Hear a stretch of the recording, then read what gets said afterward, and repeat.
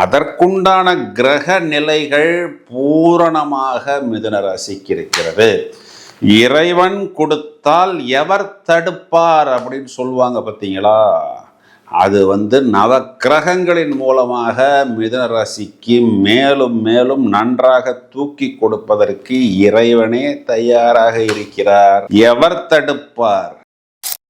திக்பலம் அப்படின்னாவே ஒரு கெத்துடா, ஒரு ஸ்டேட்டஸ்டா, ஒரு அந்தஸ்துடா, ஒரு மாசுடா அப்படின்லாம் இப்போ கொலோக்கியலா சொல்றாங்க பார்த்தீங்களா?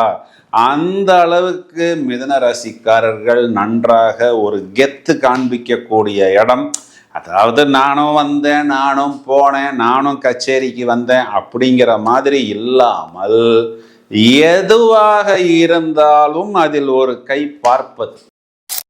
இந்த இடத்துல இருக்கக்கூடிய சுக்கிரன் பிறகு 11ஆம் இடம்னு சொல்லக்கூடிய லாபத்துக்கு வருகிறார். அவர் சொந்த வீட்டை பார்க்கிறார். அவர் 5ஆம் வீட்டுக்கு அதிபதி. அப்போ லாபம் லாபம் மேலும் லாபம். குறிப்பா இந்த கோல்டு வைத்திருப்பவர்கள், ப்ரெஷியஸ் ஆர்னமெண்ட்ஸ் வைத்திருப்பவர்கள், இவர்களுக்கெல்லாம் ஒரு நல்ல லாபம் வரும். 5ஆம் இடத்துக்கு சுக்கிரனுடைய பார்வைங்கிறதுனால புத்திர பாக்கியத்துக்காக நாங்கள் ஏங்கி கொண்டிருக்கிறோம், அதற்கு நாங்கள் ட்ரீட்மெண்ட் பண்ணினோம், கோயிலுக்கு போனோம் அப்படின்னு யாரெல்லாம் சொல்றீங்களோ அவங்களுக்கெல்லாம் குட் நியூஸ் வரும்.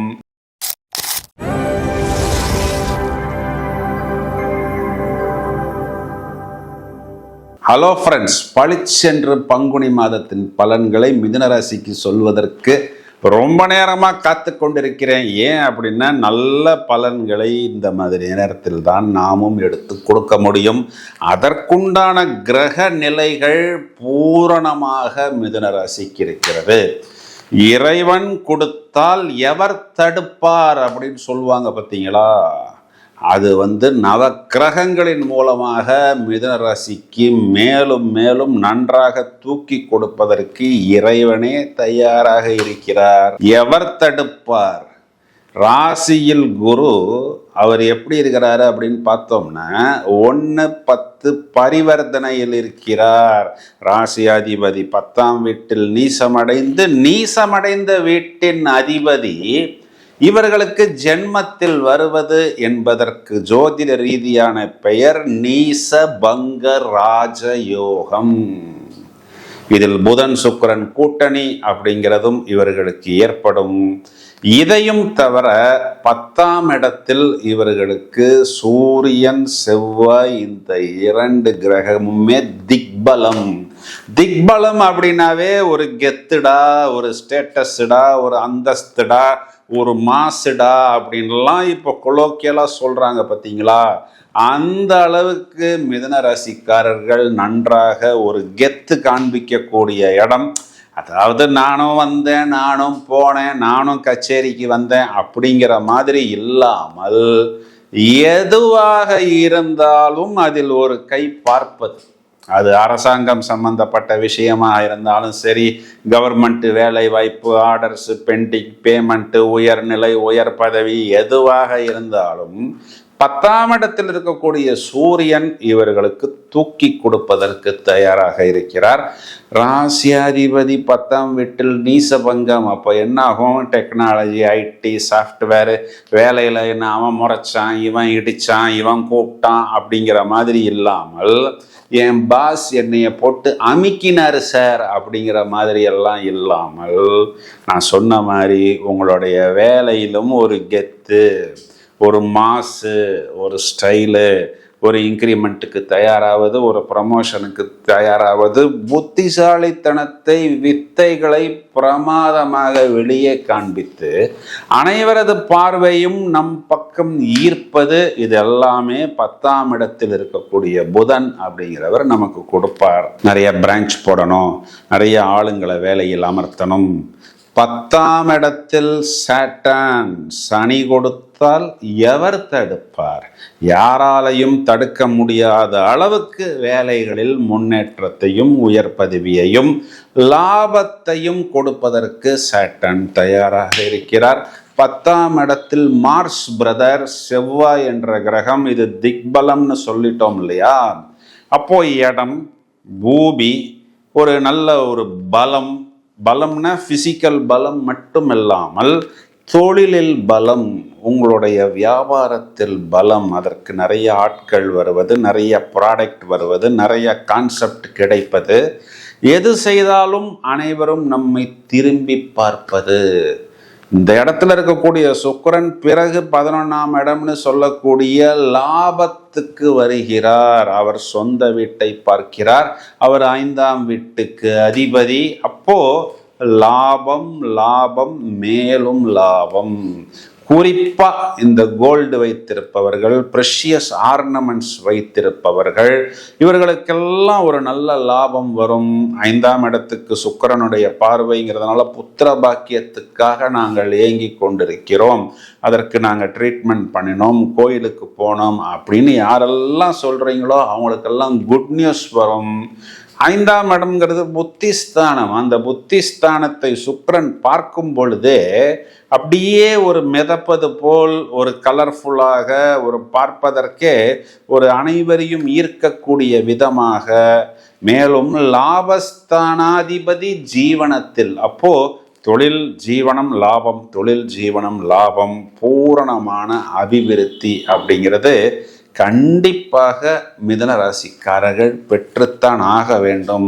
இந்த பக்கம் 3ஆம் இடத்தில் கேது. அப்போ என்ன ஆகும்னா, பயணங்களில், முயற்சிகளில் வீண் செலவு வராது, விரயம் வராது, தெளிவாக திட்டமிடுவது, ஒரு லாங் டேர்ம் பிளான், நாம் செய்யக்கூடிய விஷயங்களை அனுகூலமாக செய்வது. அப்போ 9ஆம் இடத்தில் இருக்கக்கூடிய ராகுவிற்கு குரு பார்வை, அதிர்ஷ்டஸ்தானம், பித்ருஸ்தானம், தாறுமாறான அதிர்ஷ்டங்களையும் வாய்ப்புகளையும், 9ஆம் அதிபதி 10ஆம் வீட்டுக்கு போவது, தர்ம கர்மாதிபதி யோகம் அப்படிங்கிற அமைப்பில் வருவதும், 10ஆம் அதிபதி 9ஆம் வீட்டை பார்ப்பது அனுகூலம், 7ஆம் வீட்டை பார்ப்பது, 5ஆம் வீட்டை பார்ப்பது, புத்திரஸ்தானத்துக்கு 2 கிரகங்களின் பார்வை, ஒன்று குருவின் பார்வை, இன்னொன்று சுக்கிரனின் பார்வை. இது புத்திஸ்தானமாகவும் வருகிறது. ரொம்ப நாளைக்கு அப்புறம் மிதுன ராசிக்காரர்கள் மிரட்டப் போகிறார்கள் அப்படிங்கிற மாதிரி ஒரே வார்த்தையில் சொல்லலாம். மிதுன ராசி சகோதரிகளை எடுத்துக்கிட்டோம்னா, கணவனை குறிகாட்டக்கூடிய செவ்வாய்க்கு திக்பலம். சும்மாவே உங்களுடைய கணவனை கையில பிடிக்க முடியாது. இப்போ பலம் கூடுதல் அப்படின்னா அவரை கையில பிடிக்க முடியுமா? அப்படியே ஒரு மாதிரி ராயலாகவும், இன்னும் என்ன சொல்லலாம், அப்படியே ஒரு உயர் பதவி, உயர் அந்தஸ்தில் ஒரு நல்ல கெத்தாகவும் உங்கள் கணவனை இந்த காலகட்டங்களில் பங்குனி மாதத்தில் நீங்கள் காண்பீர்கள். வயதில் மூத்த நபர்களுக்கு சமாதானம், செட்டில்மெண்ட், குறிப்பா இடம் பூமி சம்பந்தப்பட்ட விஷயம், அவங்களுடைய குழந்தைகளுக்கு சுபகாரியங்கள் 2 சுப கிரகங்களின் பார்வையில் கிடைக்கிறது. அதனை கண்குளிர பார்ப்பார்கள். குழந்தைகளை எடுத்துக்கிட்டோம் அப்படின்னா கண்டிப்பாக கல்வியில் ஒரு மேன்மை பெறக்கூடிய காலகட்டம். ராசியில் குரு இருப்பதனால் உங்களுடைய குருவோ, மென்டரோ, டீச்சரோ எந்த பாதையில் உங்களை பயணிக்க சொல்கிறார்களோ அதன் பிரகாரம் நீங்கள் பயணிப்பது ஒரு நல்ல அபிவிருத்தியை கண்டிப்பாக பெறுவீர்கள்னு சொல்வதுதான் நிதர்சனமான உண்மை. பரிகாரம்னு எதுவுமே தேவையில்லை. புதன்கிழமைகளில், சனிக்கிழமைகளில் பெருமாள் வழிபாடு பெரிய அளவில் ஒரு நல்ல மாற்றத்தை ஏற்படுத்தி கொடுக்கும் அப்படிங்கிறது தான் உண்மை. இப்போ இவ்வளவு நேரம் நாம் எடுத்த இந்த பங்குனி மாத பலன்களின் அடிப்படையை நாம் எடுத்து பார்த்தால், மார்ச் மாதம் 28ஆம் தேதி இவர்களுக்கு சுக்கிரன் என்ற கிரகம் மேஷ ராசியில் சஞ்சாரம் செய்ய போகிறார். ஏப்ரல் மாதம் 2ஆம் தேதி குறிப்பாக செவ்வாய் என்ற கிரகம் மீனராசி மண்டலத்தில் சஞ்சாரம் செய்ய போகிறார். பங்குனி மாதம் முழுவதுமே சூரியன் மீனராசி மண்டலத்தில் சஞ்சாரம் செய்ய இருக்கிறார்.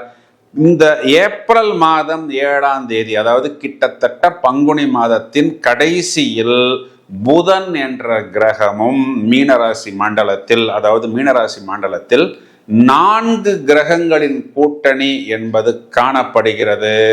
இப்பொழுது நாம் இவ்வளவு நேரமும் பார்த்த இந்த பலன்களானது இந்த கோச்சார பலன்களை அடிப்படையாக மையமாக வைத்து எடுக்கப்பட்ட பலன்கள்.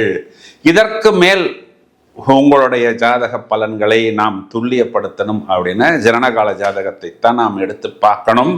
பிறகு இந்த செவ்வாய் சனி சேர்க்கை, 4 கிரகங்களின் கூட்டணி, மீனராசி மண்டலத்தில் தமிழ் வருட பரப்பு, இதற்கெல்லாம் தனித்தனியாக நாங்கள் வீடியோக்கள் தயாரிப்பதற்குள்ளோம். இந்த பதிவை உங்களது நண்பர்களுக்கு ஷேர் செய்யுங்கள். தொடர்ந்து இணைப்பில் இருங்கள். மேலும் நிறைய காணொளிகள் தயாராகி கொண்டிருக்கிறது. Thank you friends.